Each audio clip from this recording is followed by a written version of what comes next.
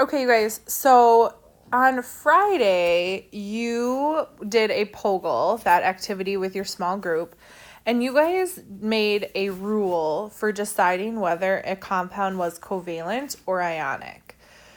We have spent a bunch of time talking about ionic compounds, and we said ionic compounds form between a metal and a nonmetal. Today, you're going to spend some time learning about covalent compounds. So, one of the major differences about covalent compounds is what's in them, and the other is how we represent them. So, we're going to focus on those two things. So, our essential question, which hopefully you have written down now, says, how do we draw and name covalent bonds? So, our key word today is that we are looking at covalent bonds, and we want to know two things about them. We want to know how do we draw them, and how do we name them? So the next couple of videos will walk us through those easy steps. Okay, so the first thing we're going to look at is why do covalent compounds form? So ionic compounds form because we've got a cation and an anion, and they are stuck together like a magnet. Covalent compounds are different. So a covalent bond happens when electrons are shared between two nonmetals. So here are our first two differences. In an ionic, we lose or we gain electrons. In a covalent, we share. So what that means is that I get to hold on to my electrons, but I also get to share your electrons. So oftentimes, I use the example of holding hands. I get to hold on to my hand, but I also get to hold on to your hand. So I get to keep my hand and I get to hold on to your hand. So I'm sharing. The other key thing is that it's between two nonmetals. So remember, nonmetals are on the right side of the stairs on the table. So there's only a couple of nonmetals on the periodic table, so these are really easy to find. A couple other things. Covalent compounds are called a molecule, not just a compound. They have a special name there. And then there's no charges. So again, you guys, it's not holding together like a magnet. It is like holding hands. Okay, so the way that they bond is obviously different as well. So we are going to look at how many bonds a nonmetal can form. So the first step is to draw the dot diagram. Remember, that shows the valence electrons.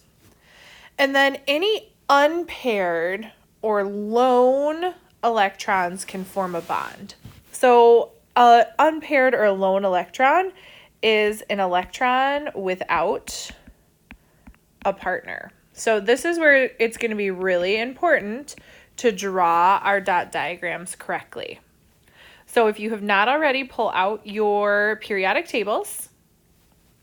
And everyone find nitrogen on your periodic table. Remember, it's going to be right side of the stairs, so it should be quick to find. And nitrogen has 5 valence electrons. 1, 2, 3, 4, 5. So notice, you guys, I was really careful in how I drew because now I can look at any electrons without a partner. So this top one needs a partner, this left one needs a partner, and this bottom one needs a partner. So anywhere that we need a partner, we can form a bond. So nitrogen can make 3 bonds. This one here that already has a partner, it's happy, so nothing is going to happen to that side. Okay? Next, find chlorine on your periodic tables.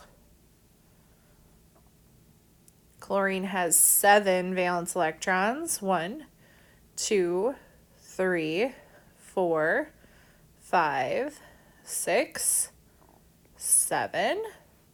So again, any unpaired or electrons without a partner can form a bond. So on chlorine, there's only one spot that can form a bond. Okay, last one, find argon. Argon has 8 valence electrons. And anywhere that doesn't already have a partner can form a bond. Do you see any that argon doesn't have a partner? So since everyone already has a partner, 0 bonds can form on argon. It's because it's a noble gas, and noble gases don't bond with other things. So there are exceptions to the rule. And when I think of exceptions, I'm thinking of things that don't follow a rule. And in this case, it's the octet rule that we're looking at. And remember, octet means 8 electrons. So when we have an exception to the octet rule, it means that these will be happy without having a full 8. So first let's find boron. Boron is right on the stairs there. It is a B, and there's 1, 2, 3 electrons. So none of these electrons have a partner. So that means that there is 3 bonds that can occur. One on the right, one on the top, and one on the left side. This bottom part here will never have electrons. So the most that boron could get is 6 valence electrons. Boron's really small, so it's okay having 6 and not 8. Okay, next is hydrogen. And remember, hydrogen is our exception to the rule already. It is not on the right side. It's the very first element on the left side. It's got valence electrons like a metal, but it's actually a nonmetal. So hydrogen has 1 valence electron. That means it has 1 spot that can form a bond. There will never be electrons on the top, the left, or the bottom. So the most that hydrogen could ever have is 2 valence electrons. Hydrogen is one of the smallest elements on the periodic table, so it makes sense that it's just not enough room for those electrons.